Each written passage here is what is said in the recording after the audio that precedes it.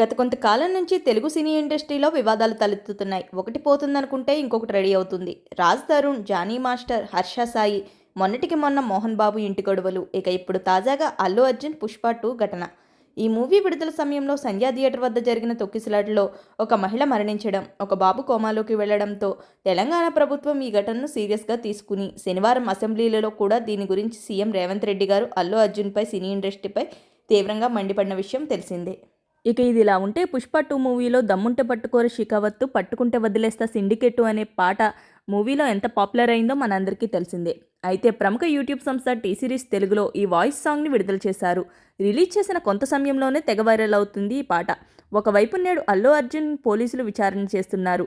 ఎప్పుడు ఏం జరుగుతుందా అని రెండు తెలుగు రాష్ట్రాల్లోని బన్నీ ఫ్యాన్స్ టెన్షన్ పడుతున్నారు. టైమే బాగాలేని సమయంలో ఇప్పుడు ఈ పాట వదలడం ఏంటని చాలామంది అయితే షాక్ అవుతున్నారు. పాటను వింటూ కొంతమంది ఎంజాయ్ చేస్తూ ఏం టైమింగ్ అంటూ అసలు తగ్గేదేలే, కరెక్ట్ టైంలో ఏం రిలీజ్ చేశారు, ఈ పాట కోసం వెయిట్ చేసినట్టు దేనికి వెయిట్ చేయలేదంటూ కామెంట్స్ చేస్తున్నారు. కరెక్ట్ టైంకి రిలీజ్ చేశారని కొంతమంది, పాట మాత్రం నెక్స్ట్ లెవెల్, ఈ పాటకు వేరే లెవెల్ అంటూ song of the year, new ఇయర్కి ఇదే ట్రెండింగ్ అంటూ రకరకాల కామెంట్స్ని ఈ సాంగ్ కింద పోస్ట్ చేస్తున్నారు నెటిజన్లు.